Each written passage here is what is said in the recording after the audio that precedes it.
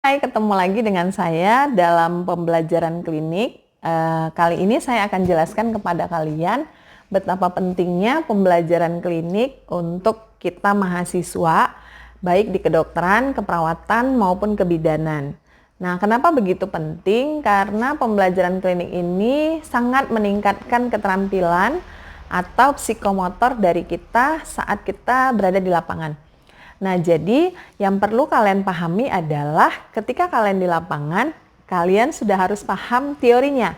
Saya selalu menjelaskan kepada kalian, teori itu sangat diperlukan. Kenapa? Kalau kita tidak punya simpenan atau tidak punya teori di dalam pikiran kita, di dalam otak kita untuk bisa menyimpan tentang teori dari suatu penyakit tersebut, maka ketika kita ketemu di praktek di lapangan, kita tidak bisa langsung bertindak untuk menangani pasien tersebut. Nah, cara yang bisa dilakukan yang pertama adalah mempersiapkan diri. Nah, kita tahu dalam dunia kedokteran atau kesehatan, praktek ini sangat diperlukan. Kenapa? Karena hasil akhirnya atau outcome dari kita belajar adalah kita nanti akan bisa menangani satu kasus atau satu penyakit dari pasien tersebut dan kita harus mampu menangani. Nah, saya akan sampaikan ke kalian pembelajaran klinik, kemudian ada metode Miller. Jadi seorang psikolog yang sudah lama sekali dia membuat tingkatan kompetensi dimulai dari mengetahui, mampu mendemonstrasikan, kemudian bisa melakukan ya, sampai yang terakhir itu dia mampu melakukan dengan baik. Sebelum kita bisa melakukan dengan baik, pembelajaran klinik ini sangat perlu loh, sangat penting. Jadi kalau kalian tidak lulus dalam pembelajaran klinik atau tidak kompeten pada saat pembelajaran klinik, tidak tercapai tujuannya, maka akan sangat sulit bagi kita untuk bisa melakukan praktik secara mandiri. Kenapa? Karena kita ternyata belum bisa di level berikutnya. Jadi contoh ya, kalau kita kompetensi kita misalnya untuk menolong persalinan, kita berada di satu klinik selama beberapa minggu, pencapaian kompetensinya diharapkan bisa untuk menolong persalinan. Tapi ternyata selama 3 minggu kita di sana tidak ada persalinan satu kali pun. Kemudian akhirnya kita menghabiskan waktu percuma tanpa ada pencapaian target. Nah, ketika nanti di waktu berikutnya kalian punya kesempatan bukan untuk persalinan lagi, tapi patologi. Nah, gimana kita mau belajar patologi kalau ternyata yang normal saja kalian belum ketemu, yang normal saja belum ngeliat gitu loh. Sehingga ketika ada yang patologi, kita akan kesulitan. Kenapa? Karena kita masih belajar di normal, sementara tuntutan lapangan kita harus sudah belajar di patologi. Nah, itu yang menjadi kesulitan bagi mahasiswa saat di lapangan. Nah, kemudian saya harus cerita tentang pembimbingan. Nah, jadi kalau di lapangan itu memang kalau tidak tercapai target, sebaiknya kalau kita punya preseptor atau dosen pembimbing, kita boleh hubungi mereka, kita sampaikan bahwasannya target yang mau kita capai itu tidak ada atau belum tercapai, sehingga kalian harus punya waktu lebih untuk bisa mengejar target yang tertinggal tersebut. Nah, seperti itu. Nah, kemudian pembelajaran klinik ini sangat menarik. Kenapa sangat menarik? Karena di klinik, di rumah sakit, di puskesmas, dimanapun tempat praktek, kita punya umpan balik atau feedback. Karena kita tidak belajar sendiri saja seperti di laboratorium, tapi kita belajar bersama pasien dan orang-orang di sekeliling yang bertanggung jawab terhadap pekerjaan tersebut. Jadi misalnya ketika kita berada di rumah sakit, kita ketemu pasien kemudian dengan satu penyakit, kita tidak bisa sendiri bekerja, tapi kita kolaborasi. Ada petugas dari ruangan tersebut, penanggung jawab, ada dokter, kemudian ada pasien, ada keluarga pasien. Jadi pembelajaran ini menuntut kita untuk bisa bersikap profesional. Mau tidak mau, secara tidak langsung sebenarnya pembelajaran klinik ini bisa membantu kita untuk membentuk karakter kita. Jadi misalnya kita akan punya sikap empati kepada pasien karena kita bisa melihat langsung apa yang dia alami, apa yang dia rasakan. Kemudian kita juga punya pembelajaran komunikasi efektif. Kita akhirnya belajar bagaimana berkomunikasi dengan baik dengan pasien maupun keluarga pasien, dan kita punya feedbacknya. Jadi bedanya dengan di laboratorium kan kita tidak punya feedback ya, demonstrasi, kemudian misalnya bedside teaching dan yang lain-lain. Tapi kalau di klinis atau eksperimental atau dia studi kasus, maka kita langsung bertemu dengan pasiennya. Nah, keunggulan dari pembelajaran klinik ini yang pertama pasti meningkatkan keterampilan klinis. Yang kedua meningkatkan kompetensi lain di luar kompetensi utama kita sebagai bidan. Nah, jadi kompetensi itu kan ada 4 ya, kompetensi pedagogik, kemudian kompetensi sosial, kompetensi kepribadian, kompetensi utama. Nah, kompetensi kepribadian ini, sampai belipetan saya ngomong, kompetensi kepribadian ini akan membentuk kita menjadi seseorang yang bisa memahami orang lain, juga akan membentuk kita untuk merubah diri kita sendiri. Seperti itu. Oke, selanjutnya kalian boleh lihat materi dari yang saya sampaikan. Mudah-mudahan kalian bisa membacanya dengan baik. Hari ini kita akan memulai pembelajaran kita kembali, yaitu pendidikan keterampilan klinik. Nah, atau keterampilan klinik yaitu tindakan yang dilakukan oleh praktisi kesehatan terhadap pasien dan hasil tindakannya bisa diukur. Keterampilan klinik itu merupakan suatu proses untuk belajar dan berlatih dengan menggunakan pasien langsung di pusat keterampilan klinik. Jadi setiap kita belajar dengan melihat langsung kejadian atau kasus yang sudah kita pelajari secara teori. Nah, ini bertujuan untuk memperkenalkan mahasiswa dengan kondisi klinik sehingga bisa diaplikasikan. Bentuk kegiatan pendidikan, pengalaman belajar untuk di klinik itu akan mempengaruhi sikap kita dan keterampilan kita dalam kegiatan belajar mengajar, karena kita bertemu langsung dengan pasien sehingga mau nggak mau kita juga belajar tentang sifat-sifat dan karakter-karakter dari masing-masing pasien. Nah, program pendidikan ini bertujuan untuk mempersiapkan tenaga kesehatan supaya dapat lebih profesional, khususnya saat bekerja di lapangan. Nah, pengajaran klinik ini akan memberikan kesempatan kepada setiap mahasiswa atau peserta didik untuk bisa mengaplikasikan ilmu yang dia miliki atau teori yang sudah dia pelajari sebelumnya.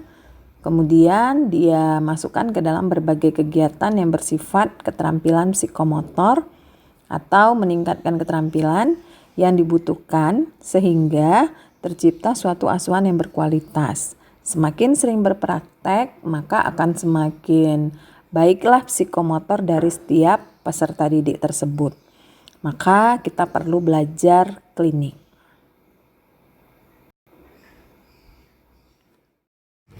Ada seorang psikolog yang bernama George Miller, dia memperkenalkan kerangka kerja untuk menilai kompetensi klinik. Nah, kerangka kerja itu seperti yang ada di PowerPoint. Yang paling rendah adalah pengetahuan atau knows, kemudian unjuk kompetensinya ya, dan unjuk kerja atau show how, kemudian ada tindakan atau does. Nah, pada konsep ini Miller membedakan antara tindakan dengan tingkatan terendah. Nah, tindakan itu lebih berfokus pada kejadian di dalam praktek daripada apa yang terjadi saat kita belajar atau simulasi ujian. Nah, metode penilaian ini berfokus pada tingkat tertinggi dengan mengumpulkan informasi yang ada dari pasien dan kegiatan pekerjaan sehari-hari. Menurut Meleka tahun 78, dia menyampaikan bahwasannya mempersiapkan peserta didik untuk bisa mengintegrasikan. Jadi mengintegrasikan itu ilmu yang sudah dipelajari dengan keterampilan yang ada untuk memperoleh asuhan kepada klien. Kemudian kita akhirnya bisa memiliki keterampilan secara profesional, kemudian personil. Kemudian kita bisa melihat sikap dan cara berpikir setiap peserta didik untuk bisa memasuki sistem asuhan dalam pelayanan kesehatan yang sudah dilakukan. Karena hal ini perlu sekali untuk belajar langsung kepada pasien yang sudah kita tangani untuk mempengaruhi kompetensi atau meningkatkan kompetensi yang sudah ada.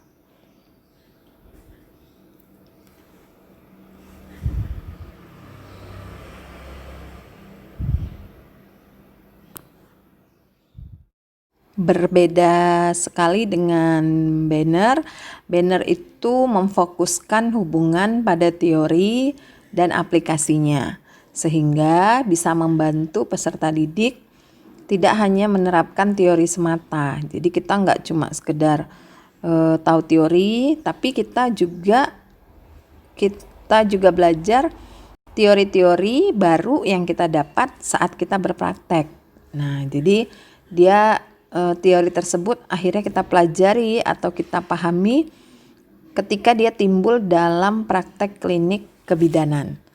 Nah, jadi kita bisa mempelajari yang baru dari praktek yang sudah kita pelajari tersebut, sehingga bisa membantu untuk menurunkan angka kematian maupun kesakitan bagi masyarakat kita.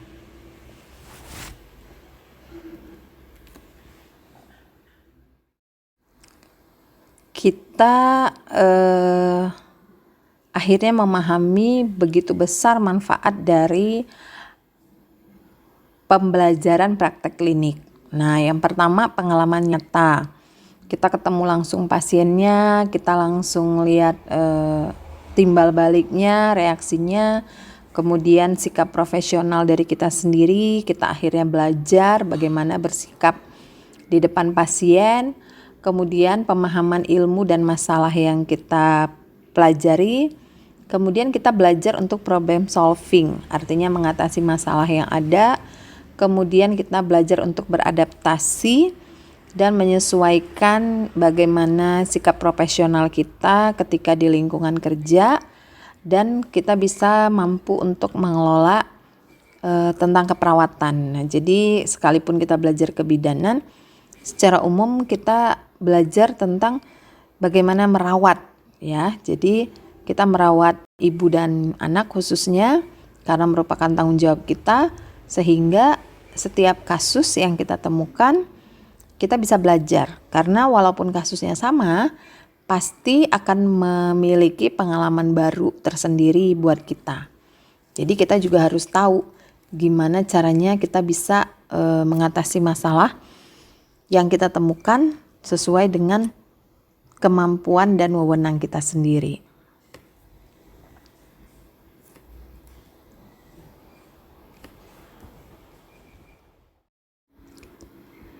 Nah, ada beberapa standar atau pendekatan quality di dalam dunia kedokteran, tetapi sekarang saya akan mengajarkan kalian tentang piramid Miller. Jadi piramid Miller ini ada DAS atau tingkat tahu, kemudian show how, yaitu pernah melihat atau mendemonstrasikan. Kemudian ada knows how, kalau tadi demonstrasi, jadi sekarang melakukan atau menerapkan di bawah pengawasan Dan yang terakhir adalah knows, mampu. Jadi dia mampu melakukan suatu pendekatan kualitas manajemen untuk kompetensi dalam dunia kedokteran.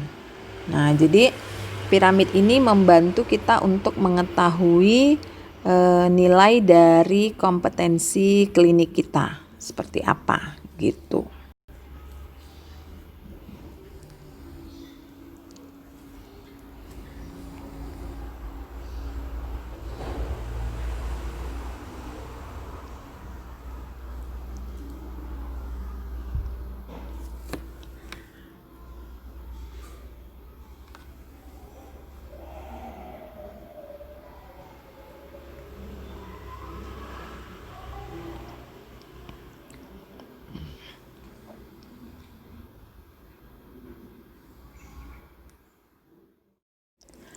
Salah satu sumber informasi terbaik dari outcome, proses, dan volume adalah catatan praktek klinik atau kita sering sebut dengan medical record. Nah, catatan klinik atau perkembangan keperawatan ini merupakan salah satu catatan valid dan sumber data yang bisa dipercaya untuk kita bisa mengetahui dan menjelaskan penyakit pasien tersebut yang di level 1. Nah, kemudian ketika di level 2, mahasiswa itu pernah melihat atau didemonstrasikan. Jadi sebelum ketemu pasien kan ada pembelajaran lab didemonstrasikan. Nah, pada tingkat ini sebagai seorang mahasiswa diharapkan mampu untuk membuat diagnosis klinis berdasarkan pemeriksaan fisik dan pemeriksaan tambahan yang diminta dokter. Misalnya pemeriksaan laboratorium sederhana atau X-ray, dan juga diharapkan mampu merujuk pasien secepatnya ke spesialis yang relevan dan kita bisa menindaklanjuti sesudahnya. Nah, itu untuk tingkat kemampuan 2. Nah, untuk tingkat kemampuan 3 itu pernah melakukan atau menerapkan di bawah supervisi. Nah, untuk tingkat kemampuan 3 ini terbagi atas 2. Nah, yang pertama 3A, mahasiswa itu diharapkan mampu untuk membuat diagnosa klinik berdasarkan pemeriksaan klinik dan pemeriksaan tambahan yang diminta oleh dokter sebagai petunjuk. Kemudian mahasiswa juga bisa memutuskan untuk memberikan terapi pendahuluan serta harus dirujuk ke spesialis yang relevan. Jadi bukan kasus gawat darurat ya. Nah, kalau untuk di kemampuan 3B, tingkat mahasiswa ini diharapkan mampu membuat diagnosis klinis berdasarkan pemeriksaan fisik dan pemeriksaan tambahan yang diminta. Jadi mahasiswa juga diharapkan bisa memutuskan dan memberi terapi pendahuluan serta bisa merujuk ke spesialis yang lebih relevan. Nah, ini untuk kasus gawat darurat. Nah, jadi kita harus pahami ya, karena beberapa sistem pelayanan yang pelayanan kesehatan ya, itu tidak bisa diakses karena beberapa aspek. Nah, jadi salah satunya itu tadi, kita tidak tahu, tidak pernah mendengar, kemudian tidak pernah mendemonstrasikan. Sehingga kita sulit untuk belajar ketika temu di lapangan.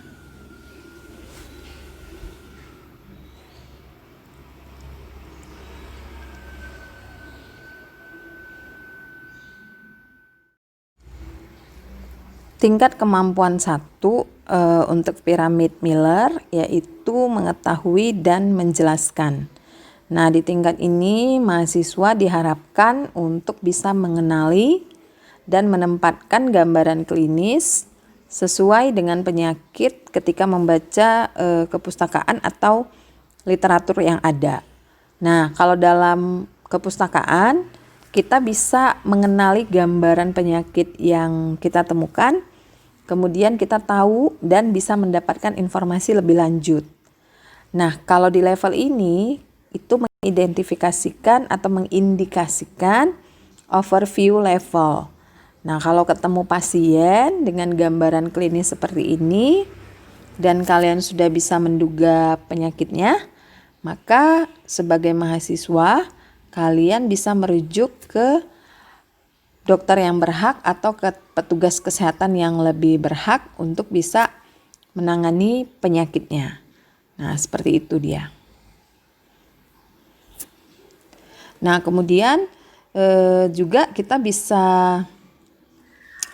mengukur akuntabilitas yang menggambarkan jaminan kualitas dari pelayanan seorang tenaga kesehatan. Jadi dimulai dari level terendah, yaitu level mengetahui dan menjelaskan.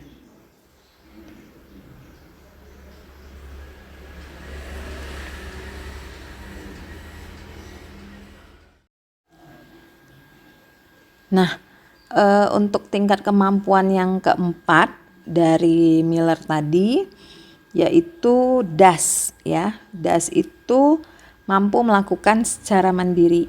Nah, dalam tingkatan ini mahasiswa itu kita harapkan bisa membuat diagnosa klinik berdasarkan pemeriksaan fisik dan pemeriksaan tambahan yang diminta.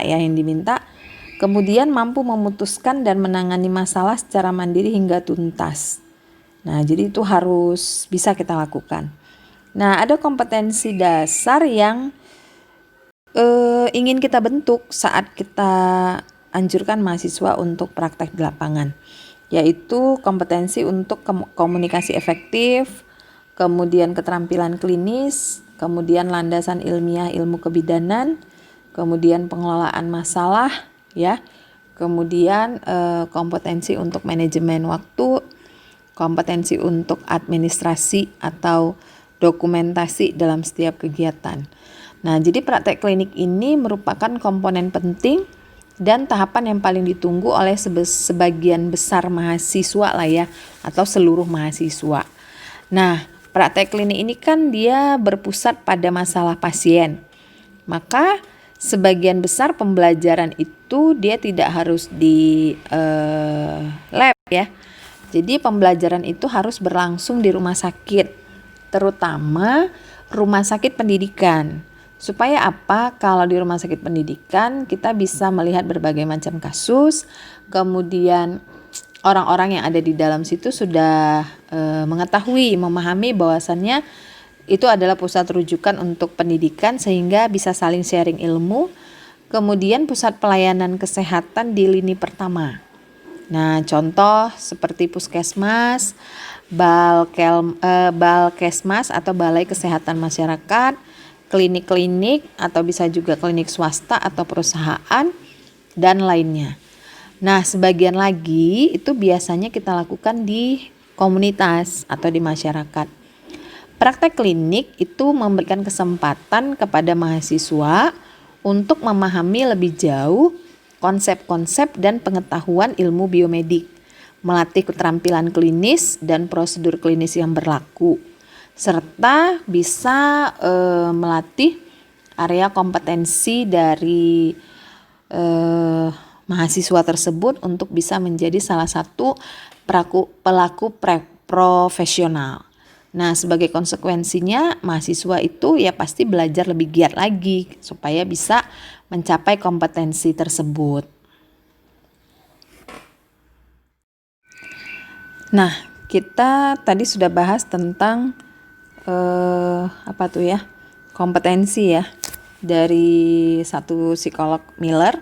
Nah, itu akhirnya kita merujuk kepada ciri-ciri pendidikan dengan kurikulum berbasis kompetensi, yaitu yang pertama kita harus berfokus pada kinerja hasil keluaran, mengintegrasikan secara luas hubungan antara tujuan pengetahuan dan keterampilan.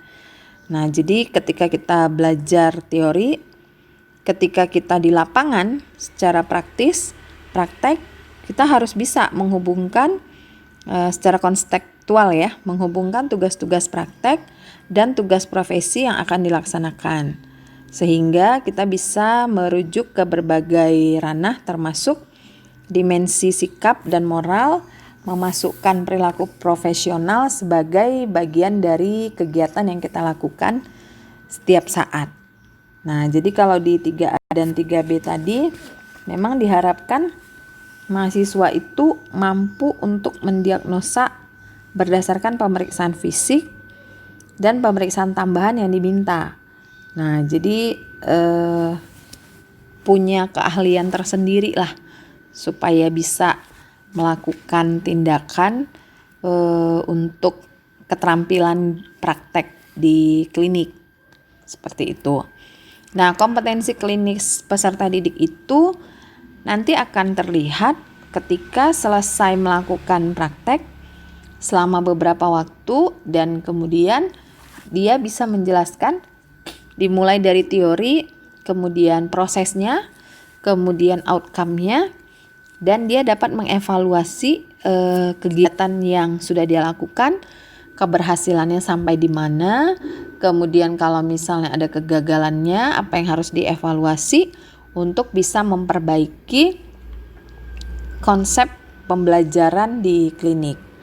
Nah, karena pembelajaran di klinik ini kan tujuannya itu memperkenalkan mahasiswa dengan kondisi klinik yang ada sehingga pengetahuan yang dia miliki bisa diaplikasikan lewat praktek.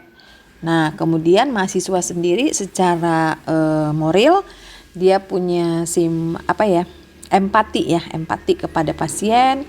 Kemudian secara profesional dia akhirnya bertanggung jawab untuk melaksanakan setiap kegiatannya.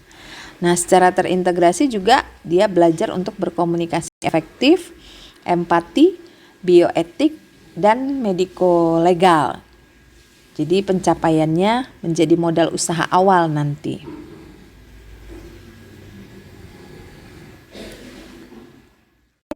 Sebelum kita lanjutkan, jangan lupa subscribe, like, dan share Kamar Bu Bidan Podcast. Thank you. Gimana? Kalian tadi pasti sudah selesai membahas atau mempelajari tentang pembelajaran klinik. Nah, jadi pembelajaran klinik itu intinya adalah keterampilan. Jadi kita mau meningkatkan keterampilan kalian. Semakin sering kalian ketemu kasus pasien, semakin gampang pula kalian untuk belajar lebih baik lagi. Nah, jangan sepele dengan pembelajaran di klinik, rumah sakit, maupun di komunitas atau masyarakat. Kenapa? Karena pembelajaran itu mempengaruhi kualitas praktek kalian. Jadi semakin sering kalian praktek, akan semakin baik pula psikomotor kalian. Nah, sampai di sini dulu pertemuan kita. Mudah-mudahan semua yang saya sampaikan bisa mengobati rasa rindu kita semua untuk berkumpul saat belajar dan mengajar. Tapi karena pandemi COVID-19, kita hanya bertemu lewat virtual. Kita hanya bisa saling ngobrol lewat channel YouTube saya. Terima kasih sekali lagi sudah menonton YouTube saya. Jangan lupa subscribe, like, dan share kepada teman-teman yang lain agar kita dapat cerdas bersama dan membangun Indonesia menjadi lebih baik. Terima kasih, sampai bertemu kembali.